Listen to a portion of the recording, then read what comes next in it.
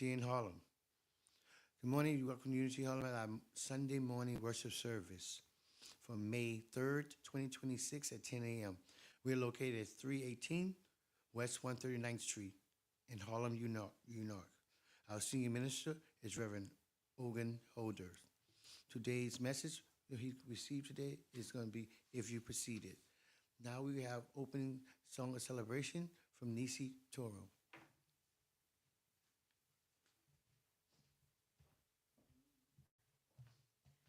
Hi, good morning. I'm Nissi, and this song is called Brave. It's by Sarah Bareilles. Something to get us in a high-spirited and get our energy up this morning.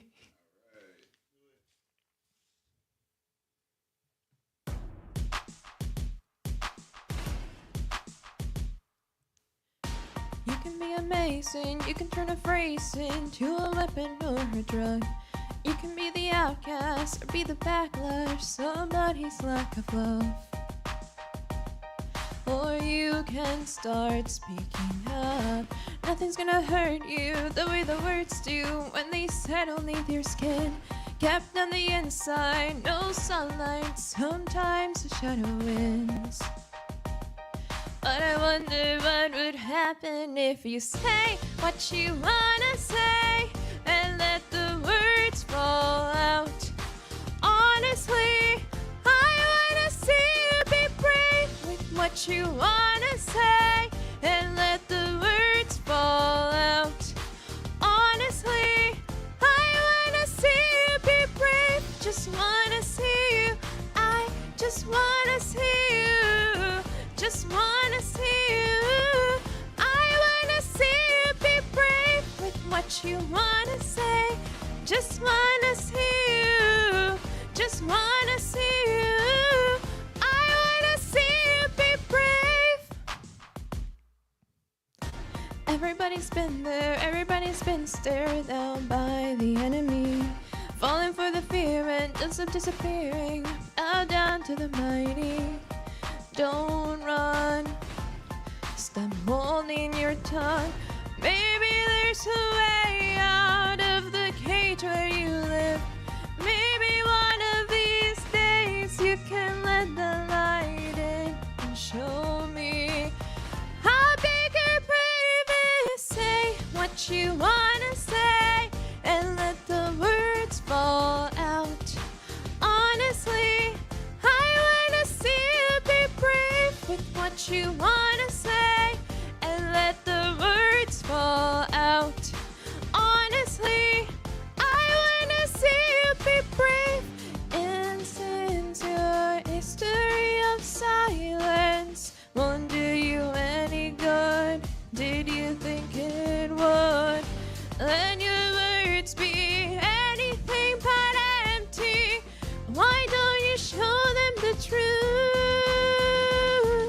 Say what you wanna say and let the words fall out. Honestly, I wanna see you be brave with what you wanna say and let the words fall out. Honestly, I wanna see you be brave.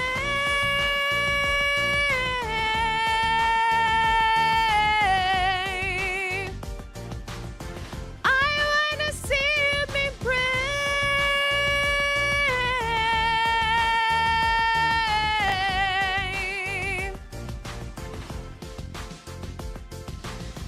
I wanna see you.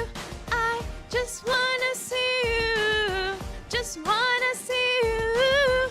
I wanna see you be brave. Just wanna see you. I just wanna see you. Just wanna see you. I wanna see you be brave. Isaiah 55 verse 11 says, "So shall my word be that goes out from my mouth. It shall not return to me empty, but it shall accomplish that which I purpose, and shall succeed in the thing for which I sent it." Unity affirmations speak to the power of our words, and particularly the power of I am. And so we say this affirmation every Sunday to affirm our divine nature. The words are on the screen, and I invite you to say them with me. I am an abundant, radiating center of God's love and light for peace, healing, and inner truth for all.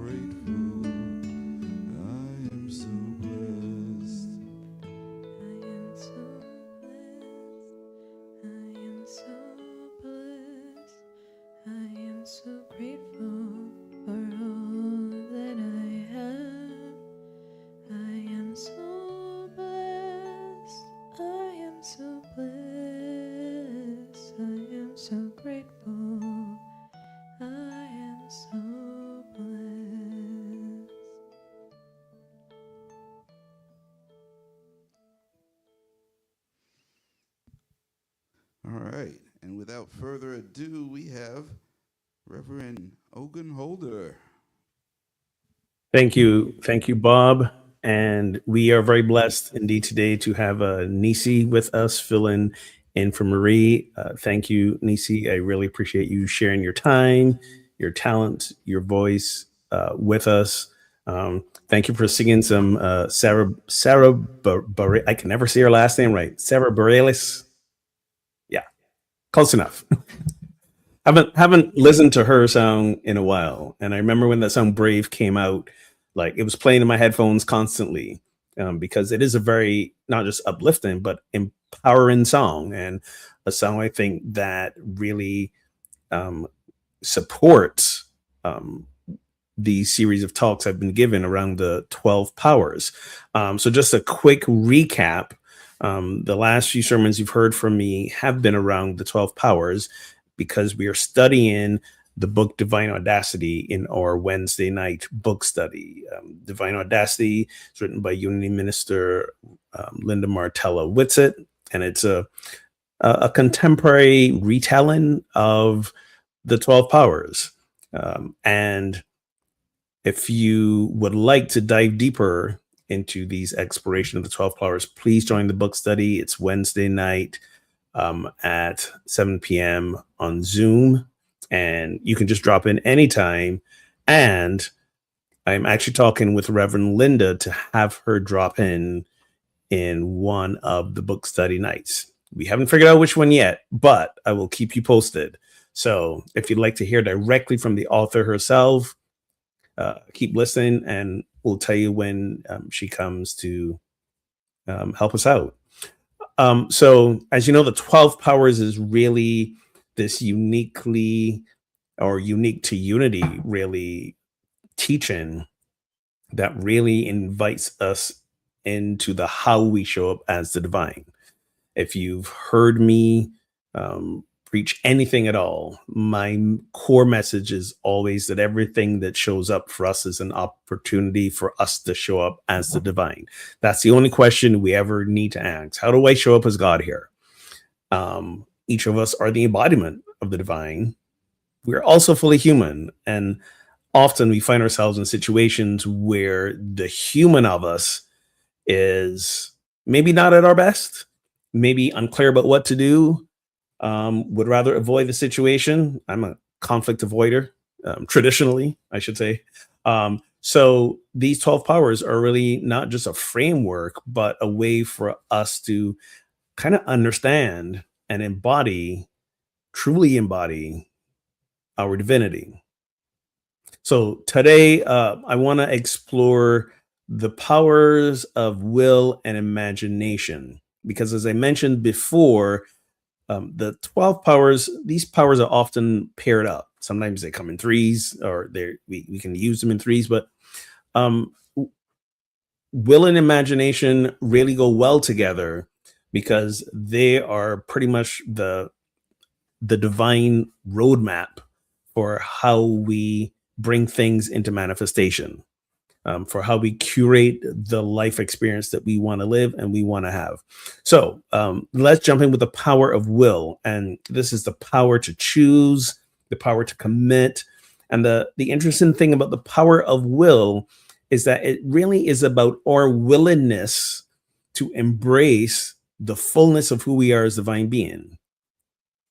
The power of will is often talked about as the executive power, because without us tapping into that power of will, we're not going to choose and commit to the others. We're not going to choose and commit to being the embodiment of the divine. We're not going to choose and commit to show up as God, as love, as wisdom, as all the other powers. So there's a certain willingness. That's what the power of will really is about. There's a certain willingness to accept our divinity and then choose to live from it. So Charles Wilmore writes, the power of will is the measure of our capacity to express ourselves.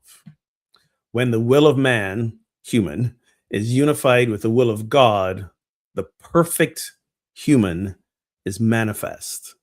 When a will of man is unified with the will of God.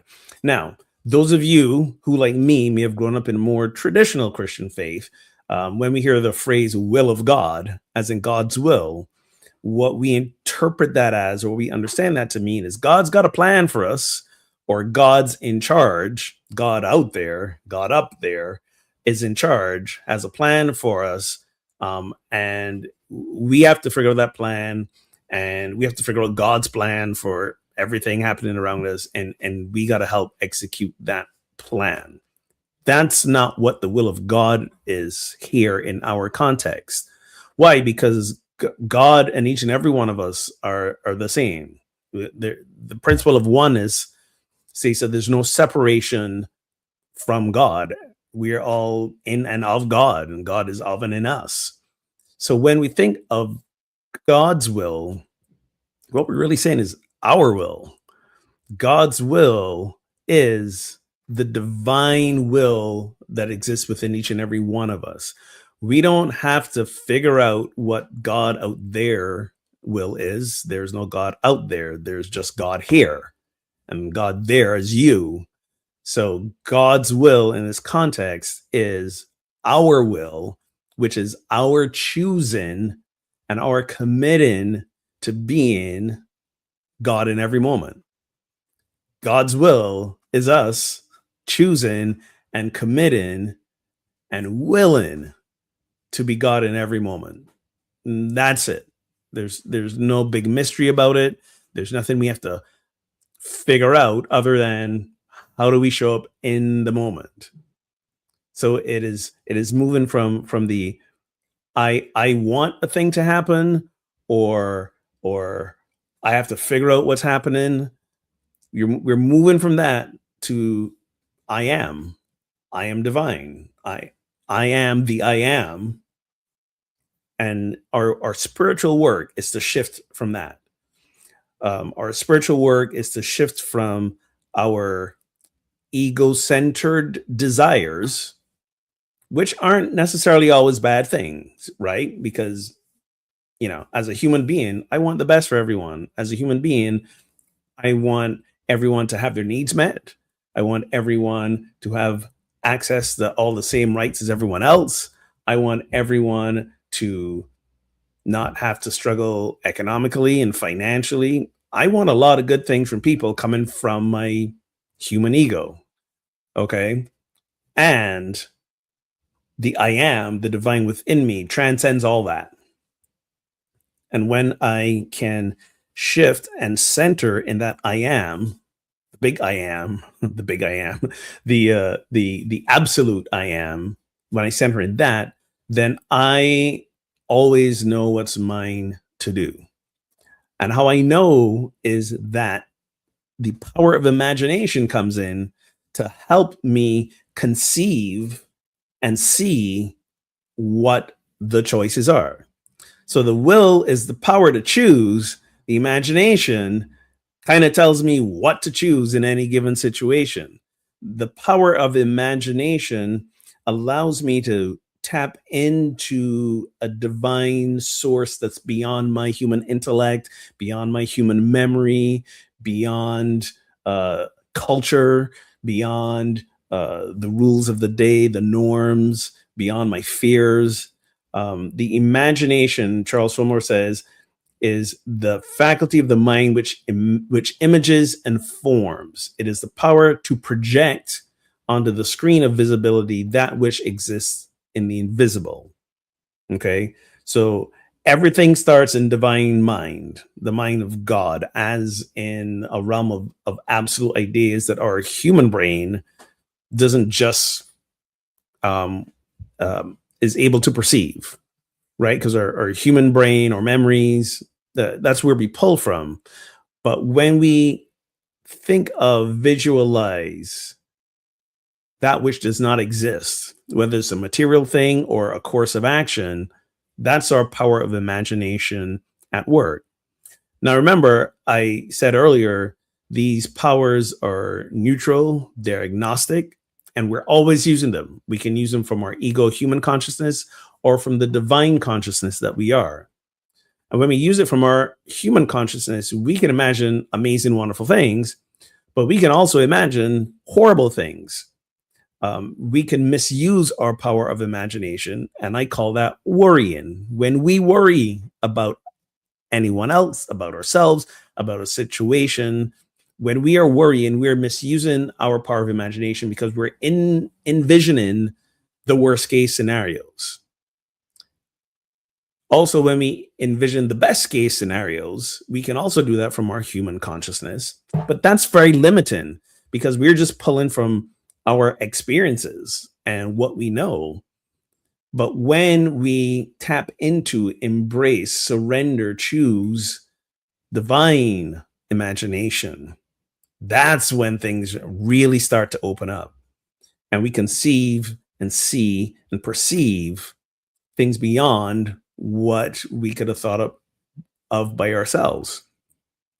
So maybe you're beginning to see how will and imagination work together, these two parents, because I can imagine a lot of things, but if I don't choose to commit and be willing to show up as a divine, then those things I imagine are not going to come into materialization, or at least they don't do it in a full way that serves us all.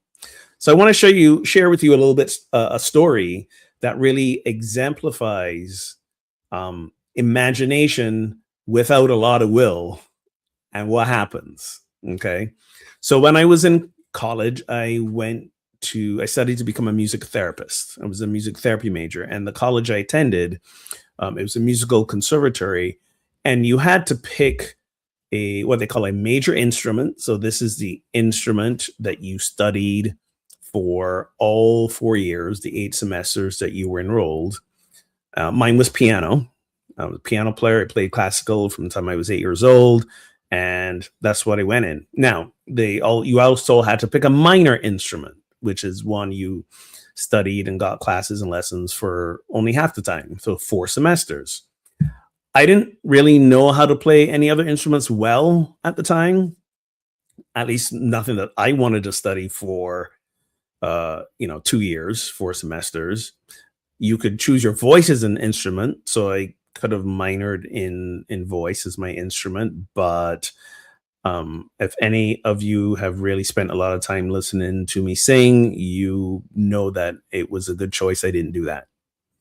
Or maybe it wasn't a good choice. Maybe if I had done that, I'd be a better singer today. But I didn't want to do that as well, because a lot of the singing was very, classical based, and not my jam. But I found a loophole.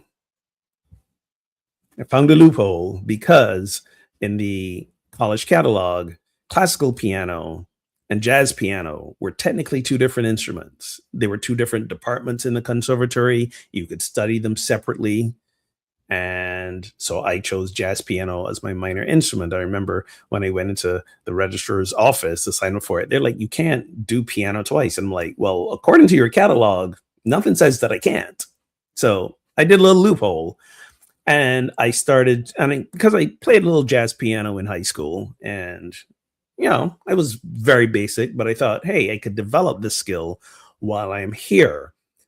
So I started taking jazz piano classes, and I loved learning about the intricacies of blues scales and all these jazz scales, and how to improvise and all the things. The problem was I was not fully committed, power of will, to practicing. I loved to play, but I didn't like to practice. And the problem with liking to play an instrument but not practicing the instrument is that you end up not playing the instrument very well. Okay. So, and while I was learning how to play jazz piano, not very well, because again, I didn't practice, I imagined myself in venues like jazz clubs and playing with well-known jazz musicians. My power of imagination was going. It was going. It was seeing me there. It was. I don't know why I thought I would be doing that with as little practice as I did, but I was imagining. Fast forward a few years later. I graduated in 1999. It's now 2006, and I had the opportunity to go see Chick Corea play piano. Chick Corea, if you don't know, is one of our legendary jazz piano players. In his own right, he is a master. He passed away not too long ago. He played with Miles Davis. He played with like some of the biggest names in jazz. He himself was very much a pioneer in like the electric rock jazz scene. But Chick Corea, timeless, living legend. We go to see him perform at a concert he was doing, and it was a solo piano concert. So it's just Chick Corea on stage, and he didn't even have a set list. as in he did not know what he was going to play before he walked out on stage. And he told us this up front. He's like, this is me, solo piano. I'm going to play basically whatever comes to mind in the moment. And when you're Chick Corea, you've earned the right to do that. So at some point, he also was sharing with us a little bit about the process of improvising. And he says improvising is sort of like an artist painting a picture. The artist goes in with in their mind what they want to see on the canvas, but at some point the art itself sort of takes over. And in spite of the initial idea the artist has, the art itself starts speaking and working through the artist, and becomes this collaboration between the art and the artist itself, and these pictures come out. So Chick Corea said, I want to paint, or I want to improvise a portrait of someone in the audience. Could he have a volunteer? And we were all a little confused. And then a stagehand brings out a chair and sits next to the piano. So Chick Corea says, someone wants to come up and sit in the chair, and I will improvise a portrait of them. So my hand shoots up in the air because I don't know if you remember, but I was imagining myself sharing the stage with famous jazz artists, but also realizing whatever little practice I did isn't going to get me there. But this might be the closest chance I get to share the stage. And I get up on stage, and I introduce myself, and he sits down. He starts playing something. It was a nice groovy sort of thing. I think he figured me out right away. But sitting next to him on a table, kind of next to the piano, which we didn't see from the audience, was these percussion instruments. There were some claves. I think there was a tambourine, a triangle, some small percussion instruments. Now, I played a lot of percussion instruments as a music therapist. I still do. And I thought, you know what? How cool would it be if I got some claves or the maracas and just was jamming along with Chick Corea as he was playing. So I stood up from the chair and started to make and I pointed to the instruments to see if he would be okay with me playing. He thought I was asking to come play piano with him. So Chick Corea scoots over on the piano bench and has me sit down next to him. I wasn't prepared for this. The audience wasn't prepared for this. Everyone is absolutely aghast at what's happening. And I sat next to Chick Corea and strained my brain to remember anything from my college jazz piano lessons. And I pulled out a little something, but he's the master. So that little awful something I pulled out, he joined me and made it sound miraculous. And for the next, I don't know, probably 20 seconds, but it felt like 2 hours, I was playing piano with Chick Corea. And that's how I tell the story too. When anybody asks, I go, yes, I played piano with Chick Corea. I performed with Chick Corea. Yes, that's an exaggeration. And as I sometimes say, let's not let the truth get in the way of a good story. But the point of that story that I share is I had the imagination.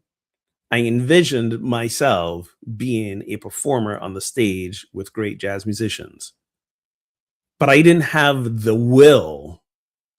I didn't have the commitment. I didn't allow myself to be willing to follow the path that it would take to do that.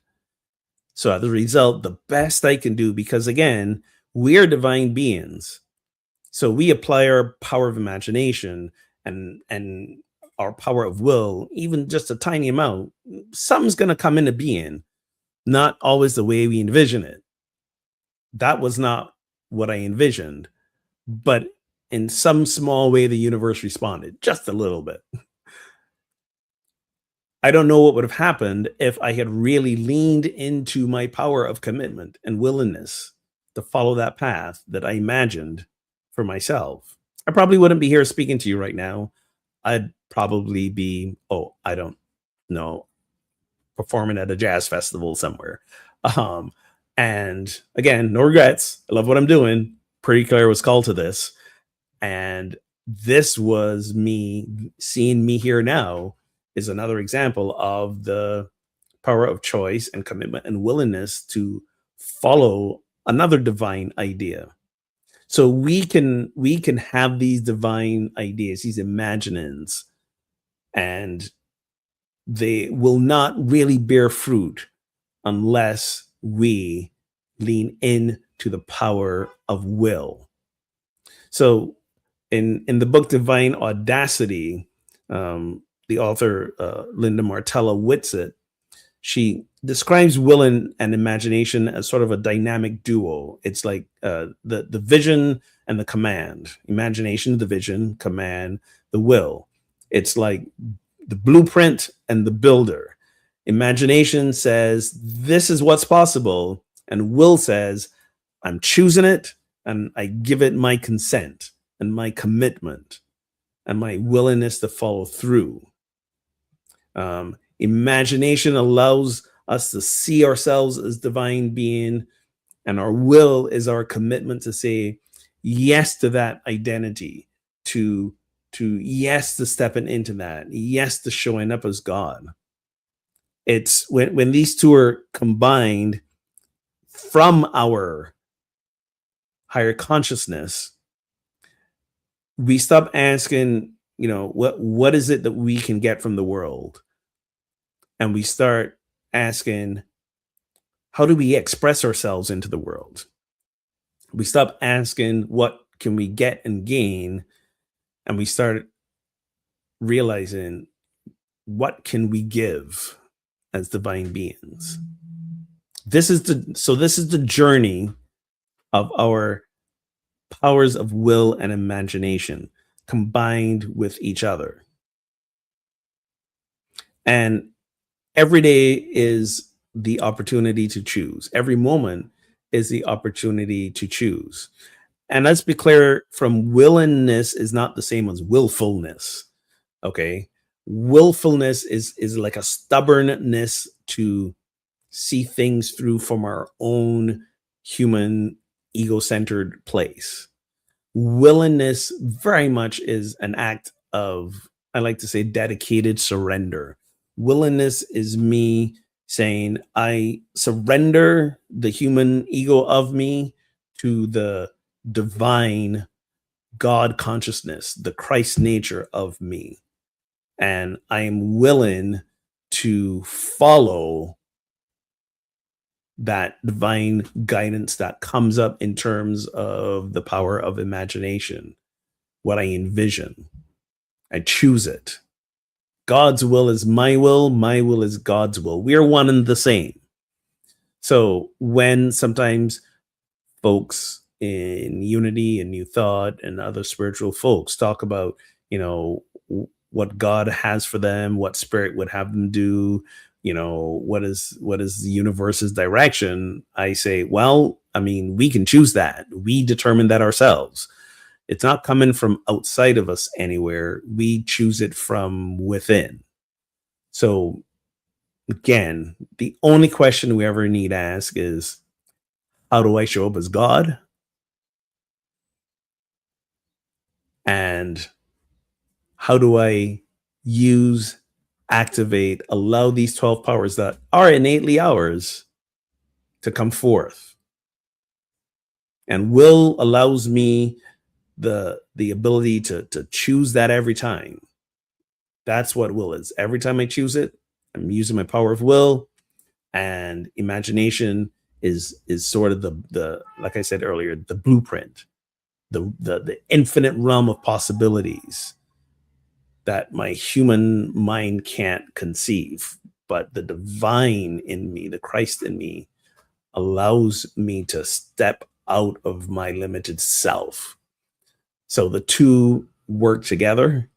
So what I want to invite you this week, and we're going to take this into meditation a little bit. What I want to invite you this week to do is, if you are struggling or stuck in a situation, you're in a rut, or you're attentively stepping into something new, First of all, remember, you can't envision the fullness of what you are capable of just from your human self. So spend some time in the silence and spend some time um, in a meditation that centers around that power of imagination, and see what possibilities arise and which of those possibilities really resonates with you, with your intuitive self, with your intuition. And then remember that it's only after you step into that, from using your power of will, of choice, commitment, and willingness, then things start to get rolling. Things start to get rolling. And next week, I'm going to be talking about the power of love, which is the power to harmonize and attract. Because then when we throw in the power of love, now we start attracting ourselves to the situations that follow what we imagined, and attracting the people and the situations that help support that. And then we throw in the power of strength, which allows us to stick with it long term. Will and strength, commitment, and sticking with it long term. And the energy and the vitality. We throw in some zeal because we're enthusiastic when we're doing it. And I hope you're beginning to see how these powers are not necessarily 12 separate things, but really they all work together in tandem. And sometimes maybe, yes, we need to mindfully shift our human attention to one or two of the 12, really just to really remind us and ground us into the fullness of all of them. So if you're stuck, if you're in a rut, if you're not clear what to do next, spend some time leaning into, calling forth, remembering, surrendering to your power of imagination, and let the limitless options reveal themselves to you. And with your power of will, choose. And that's how you start to manifest the life that you want to live. Manifest the life centered in love, in joy, in liberation. That's how you start living your best life. So let's take a breath and take this into a time of meditation. So if you are comfortable, I want to invite you to ground your feet on the floor. Rest your hands on your lap. Turn your palms upward and open in a position of receptivity, of surrender. And allow your body to become still. Relax, but stay upright. And turn your attention gently to your breath.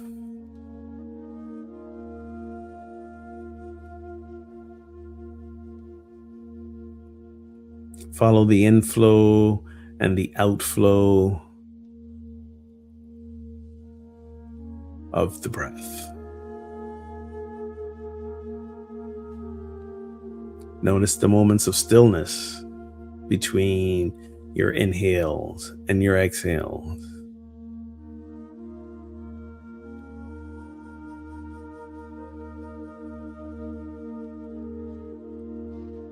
If you can, make your exhalations just a little bit longer than your inhalations to help calm and regulate the body, to get you in a place of even further centeredness.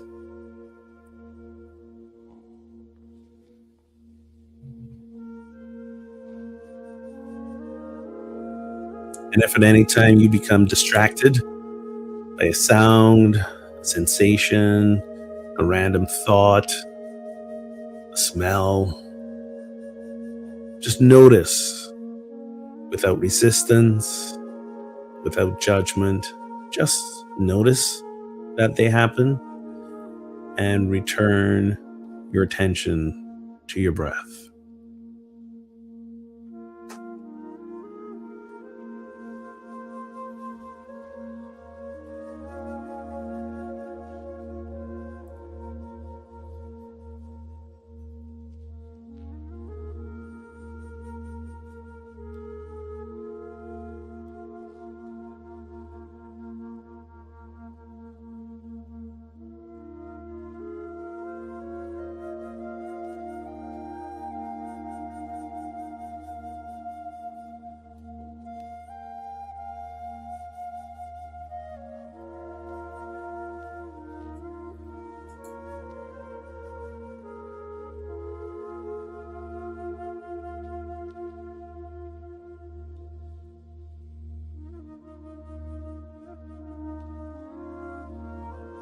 And in this moment,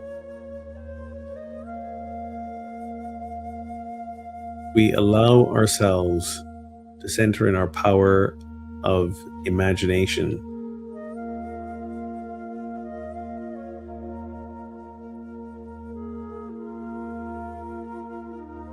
See a vision and a version of your highest self, vibrant, free, on purpose, centered in joy, in love,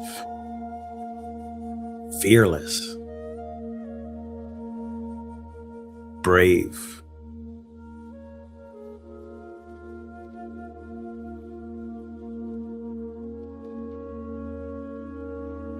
Embrace a deep knowing that no matter the situation, there is a solution. And our power of imagination, that innate element of our Christ nature,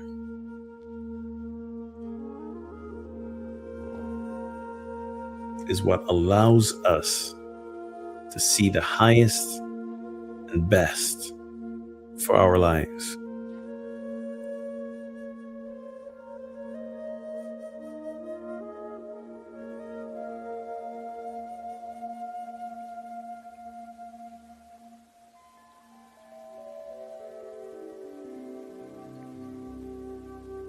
Notice as you envision this highest, grandest version of yourself, if there's any thoughts or feelings of resistance, of doubt, of uncertainty, of even disbelief,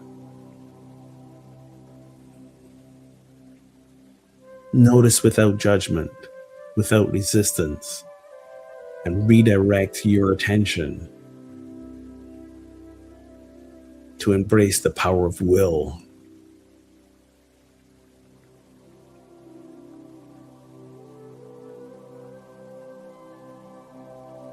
And declare your commitment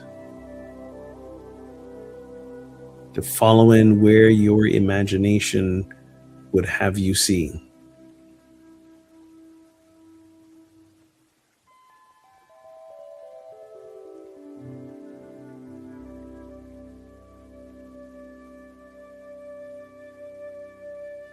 Allow the deep knowing that comes from the power of faith, that we have all that we need to be, and we already are all and have all, to allow what our imagination has shown us to become a real possibility, to manifest, to be more than a dream, but now an experience.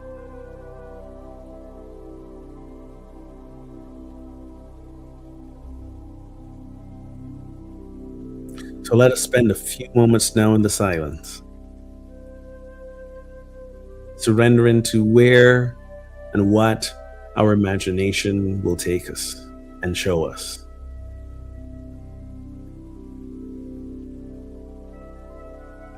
Tapping into our intuition to resonate with what we see and to choose it.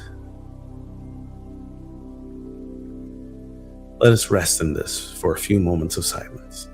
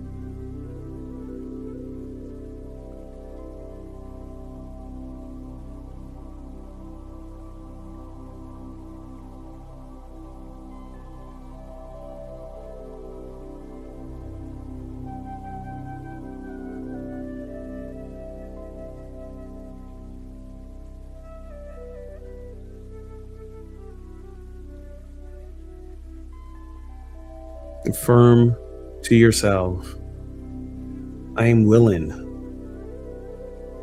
I am willing to be the embodiment and the manifestation of the divine in every moment of every day.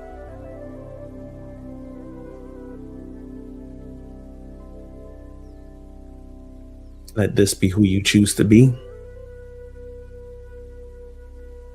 And in so doing, you make God manifest.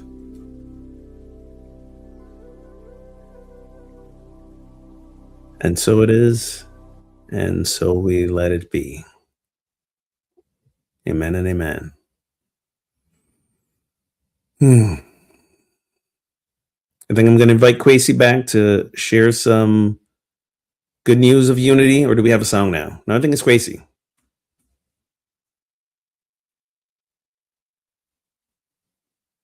This moment, prayer requests and tithes. Would you lead us in prayer requests and tithes, Reverend Ogun?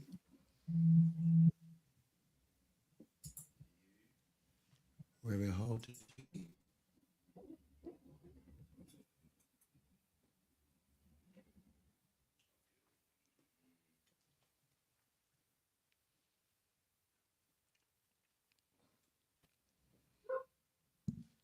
We have prayer requests and tithes. Oh, that's right. I'm sorry. I didn't hear you just now. Okay. Oh, my goodness. Yes. So let us, those of you watching, those of you in the center, um, this is the time when we give thanks for your gifts, your donations, your offerings, that which allows us to continue to be and do who we are as a spiritual community and to serve you. So we have a blessing that we say. And if you are watching, you can go online to bit.ly/Unity Harlem, and you can give your online tithes and offerings that way. All right. So our affirmation, there it is. So let's do it. We got the hand motions going that we've been doing from before. Divine love as me blesses and multiplies all that I have, all that I give, all that I receive, and all that I am. Thank you. Now, Quasi.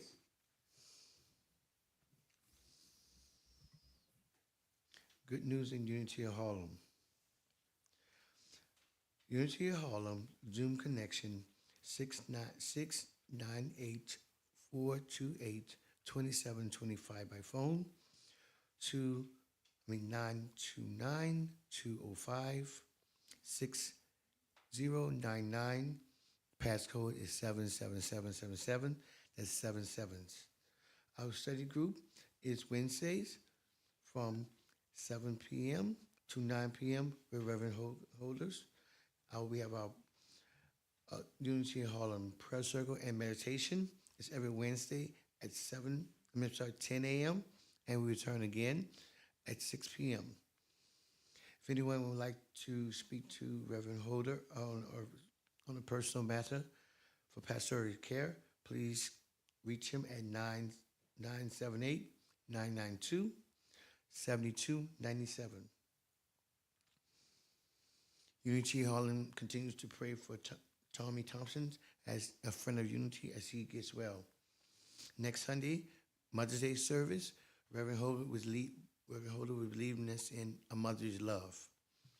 On May 17th, I've Got the Power, which will be the theme of that Sunday. On May 24th, Reverend Holder will be holding Ask the Minister. Thank you. We'll invite Nissi back up to sing our song of inspiration and our song of peace.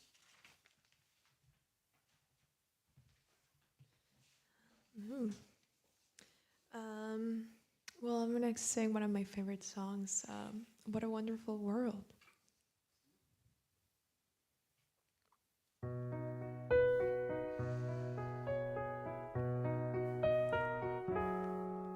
I see trees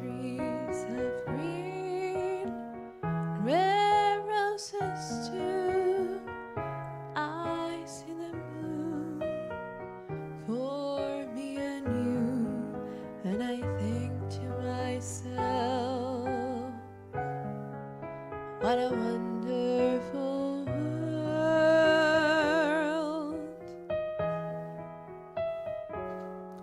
I see skies of blue and clouds of white, a bright blessed day, dark sacred night, and I think to myself,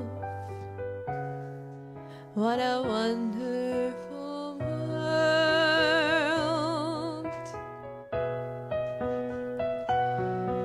The colors of the rainbow, so pretty in the sky, are also on the faces of people going by. I see friends shaking hands, saying, how do you do?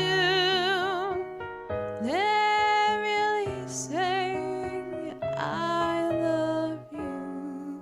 I hear babies cry, I watch them grow.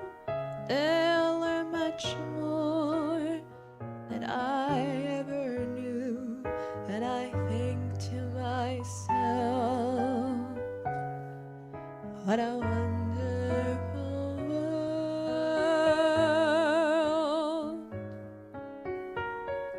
Yes, I think to myself, what a wonderful world.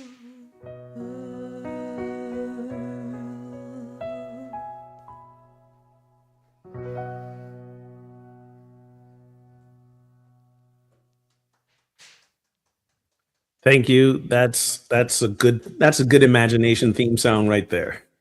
What a wonderful world. Good choice. Good choice. Let us end today with our peace song, with our prayer protection first, and then our peace song together. And again, this week, continue to imagine the highest and best conscious version of who you are, and use your power of will to choose to live that out. And know that whenever and wherever you do it, because you are the embodiment of the divine, all is well. So let's say the prayer protection together. The light of God surrounds us. The love of God enfolds us. The power of God protects us. The presence of God watches over us. Wherever we are, God is, and all is well. Now our peace sound.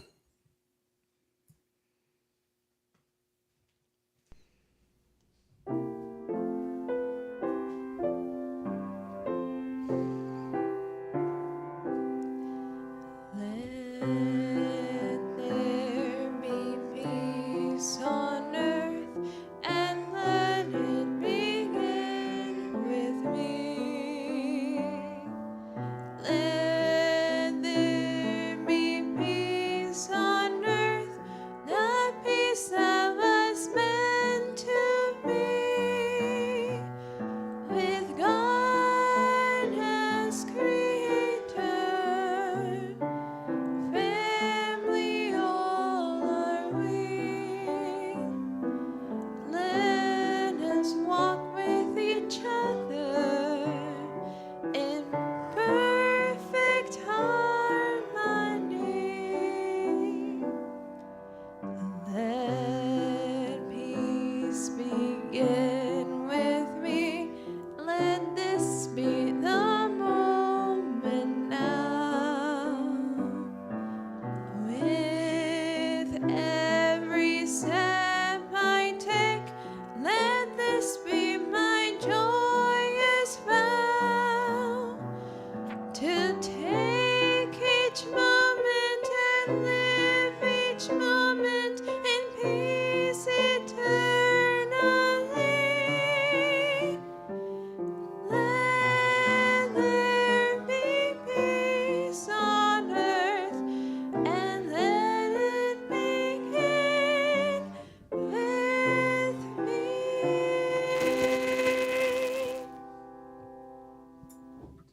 Thank you. Be blessed. Have a great week. And thank you, Tommy, for watching, holding you in prayer, and I'm going to give you a call and pray with you again and hold you in that space of wholeness. Appreciate you, appreciate what you've done and continue to do in prayer and consciousness for unity in Harlem. And for all of you watching online, remember, imagine it, you can perceive it, you can achieve it with that power of will. Have a good week. And thank you to our singer, Nissi. Excellent job. Hope to hear more of you.